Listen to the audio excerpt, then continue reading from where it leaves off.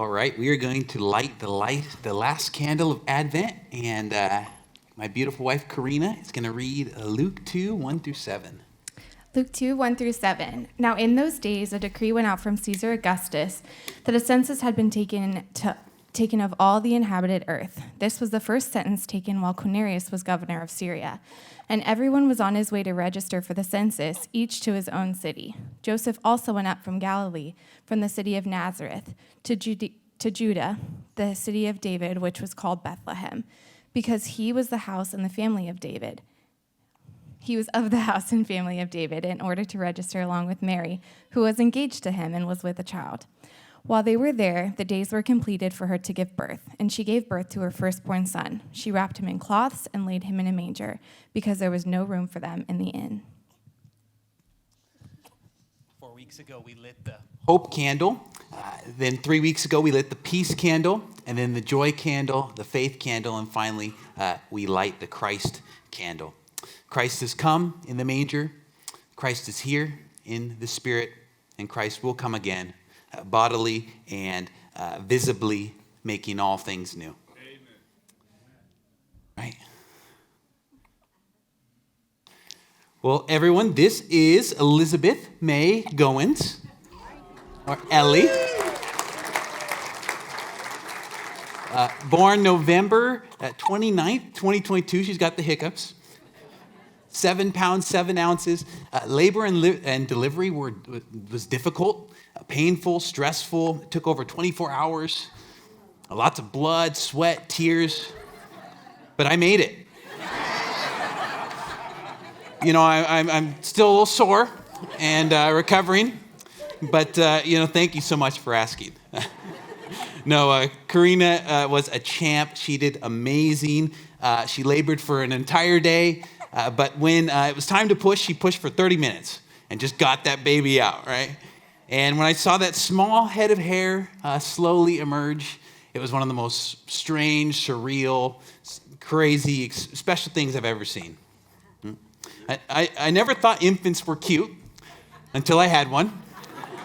I'm not biased or anything, of course not, but she's the most beautiful thing I've ever seen, right? I told Karina, I'm sorry, there's another woman in my life. I've replaced you with another woman. Now, having a baby during this time of year has been super cool. For one, the World Cup, right? Just perfect timing, right? Who would have thought that, what are the odds that I would have a baby and get some time off to watch my favorite sporting event, normally held in the summer, this year held in the winter. It's crazy how that aligned. It's almost like it was planned back in February. Secondly, having a baby during the winter months, baby snuggles, right? That's just been awesome. During a time of year that's normally super stressful, chaotic, busy, having a baby is pretty much a get out of any commitment free card, right? At least until they're like 18. You know what I mean? And probably most significantly, Ellie was born 2 days after Advent started. And as we've been talking about with the candle lighting, Advent's where we take about a month to reflect on the arrival of Jesus. So Karina and I are definitely seeing the Christmas story through a different set of eyes. You know what I mean? Now, on the one hand, our experience was very different from Mary and Joseph and baby Jesus.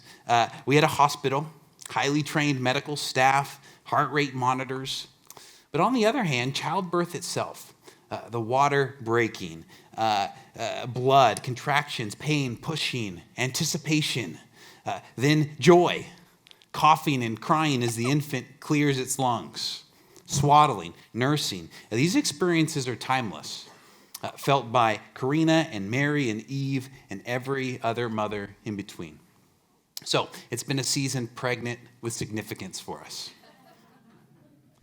Christmas is a time to ponder at least two things. First, the story of Jesus' birth. So the nativity, Bethlehem, shepherds, angels, no room for them in the inn, the kinds of details of Matthew and Luke. But the second thing is the significance of Jesus' birth. The greatest surprise of all time. And this is the details of John's gospel, John's Christmas contribution. And I think John's Christmas verse is probably John 1:14. You got the hiccups, baby girl. John 1:14. And the Word became flesh and dwelt among us. And we have seen his glory, glory as of the only Son from the Father, full of grace and truth. We call this the incarnation. Incarnation, a Latin word meaning in flesh. God becomes enfleshed, clothed with humanity. I really like the NLT translation, John 1:14. The Word became human and made his home among us. He was full of unfailing love and faithfulness. So Christmas in John's gospel causes us to ponder two things, and I promise this will be a short sermon because my hands are getting tired.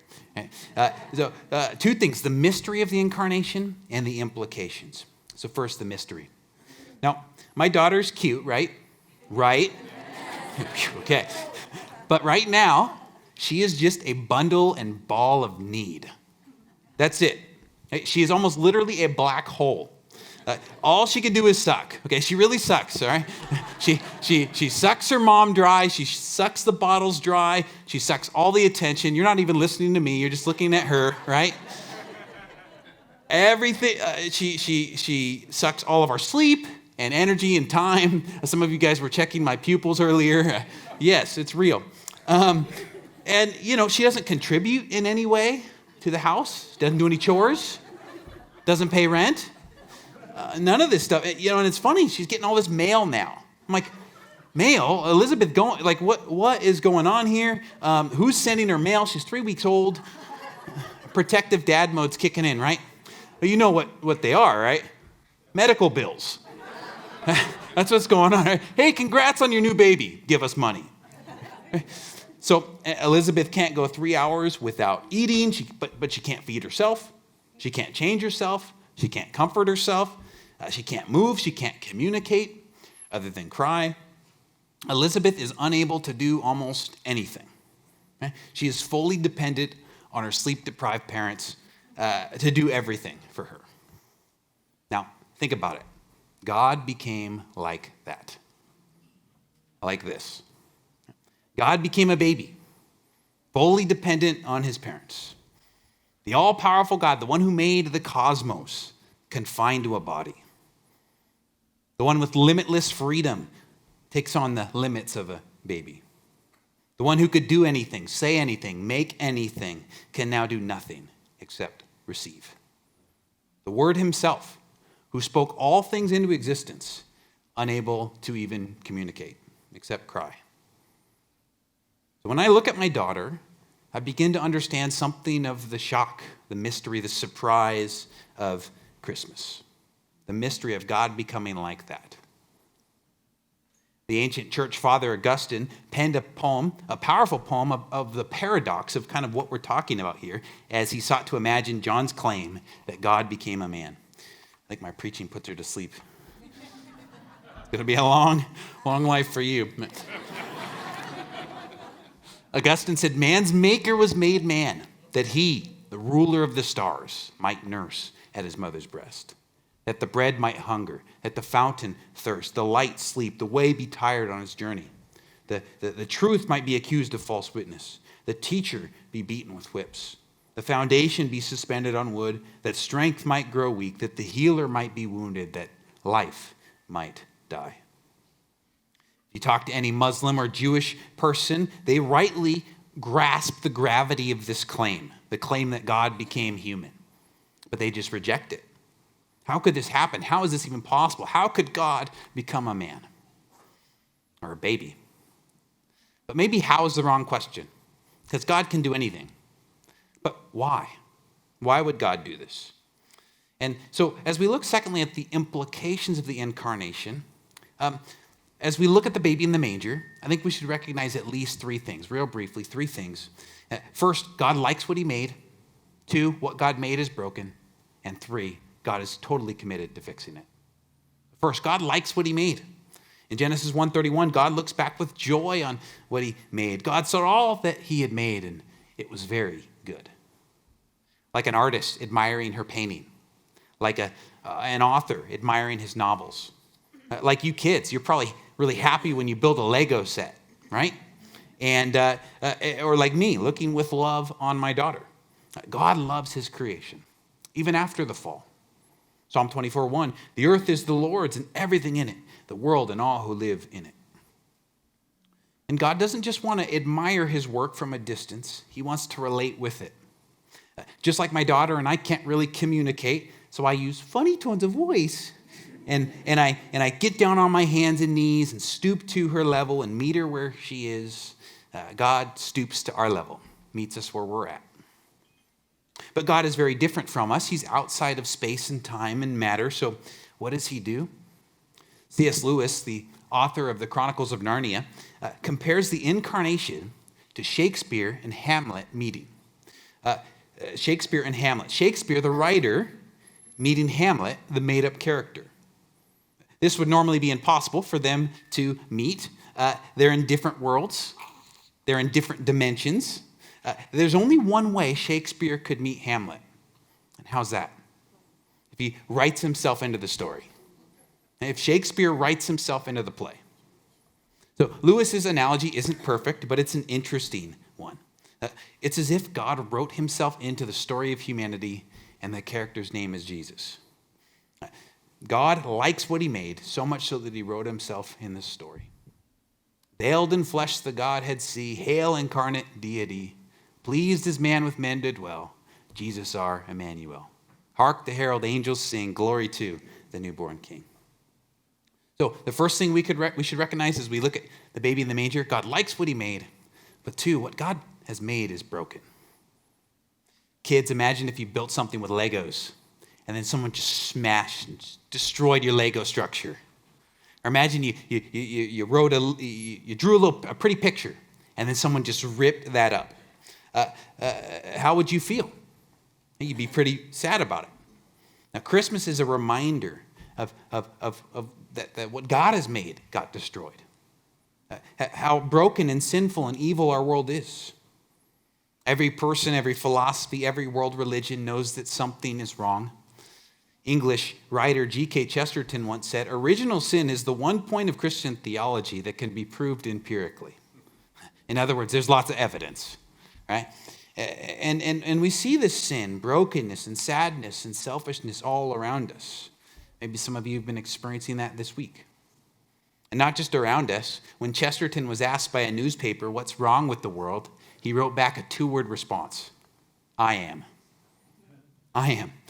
The same root causes to the brokenness around us is the brokenness within us. So Christmas is that painful but necessary reminder of the human condition. Imagine you get a gift tomorrow or tonight, but the gift indicates that you have a problem. So let's say you open a beautiful gift and it's a case of deodorant with the note, please use ASAP. Or imagine you get a book, Overcoming Selfishness, 3 Easy Steps. Or a dieting book, How to Lose Weight Fast. Or, maybe you get a life alert button and a 6-month subscription that says lifetime warranty, right? Like, what if I opened a gift from one of you, Preaching for Dummies? How to not preach boring sermons. What's the deal with these gifts? They point out a problem in us, don't they? To thank someone for such a gift is to acknowledge that their critique of me is true. That I am stinky or out of shape or old or preach boring sermons. Sometimes for this reason, receiving a gift is harder than giving one, isn't it?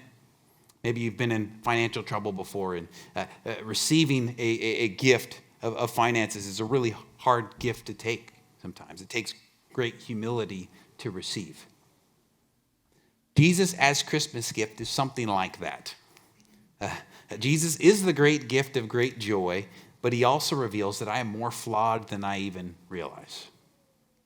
Matthew 1:21, she will give birth to a son, and you are to give him the name Jesus, because he will save his people from their sins. We were made for God, and apart from him, humanity is operating like partially inflated tires. I think it was Tim Keller who once said, Christmas means that we're so lost, so unable to save ourselves, that nothing less than the death of God himself could save us. Yes, this beautiful baby in the manger is heading to the cross, heading to his death. He will save us by dying for us. He will absorb all the evil and sin and suffering and trauma into the world into himself.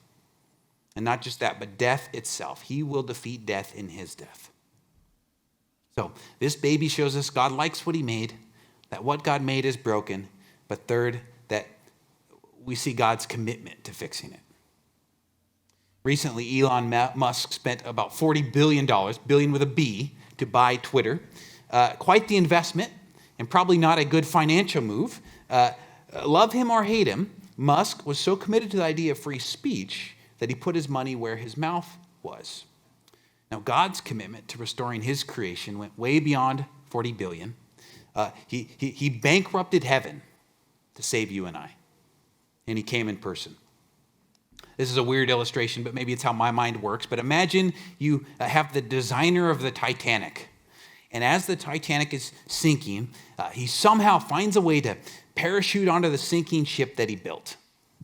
And he lands on the deck with the audacious promise that I can stop this ship from sinking. Maybe he's crazy, sure. But the fact that the designer is here with a promise and no lifeboat out shows the ship that he is totally committed to the solution. There is no turning back, no way out. He's all in, even if it means giving up his life. And Jesus did that. Did you know that Jesus doesn't just temporarily take on humanity? When God writes himself into the story, it's a permanent reality. Jesus adds humanity to himself eternally. Do you realize that as we speak, there is a human being running the universe right now? It's mind-blowing. There's no way back. He is going to fix us because he is us. The Creator writes himself into creation and is thus eternally committed, entirely committed to its restoration. He has not abandoned us, because that would mean he would abandon himself, which he will not do. Revelation 21:5 says this, he who is seated on the throne says, I am making everything new. So the baby in the manger reminds us that God likes what he made, that what God made is broken, and that God is totally committing to fixing it. As the Kostronists come on up for our a few more songs of singing, I wonder, have you received Jesus as gift? As the gift of great joy, but as a gift that says there's something wrong with you and I. But that God is committed to fixing you and I. Have you received him? Have you asked him to save you? He will, but it's just a simple prayer of faith. Jesus, save me. I need you. I believe you died and rose again for me, and I simply trust you for forgiveness. We're going to prepare our hearts now for a time of communion, and as you're able to, as they kind of get ready to sing the next song, you can make your way up and grab the communion elements if you'd like, and if you'd like to send someone up to grab those elements as well for your family, so it's not a huge bottleneck, that would be awesome. But what a great reminder through bread, through grape juice, to taste and see that the Lord is good. Let me pray for us.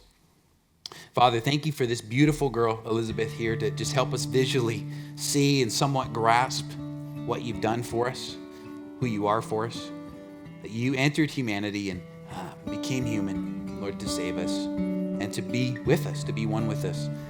Thank you for that, Father. Thank you for Christmas and all that it means, all that you show us, the infinite depths of the significance of the event. In Jesus' name.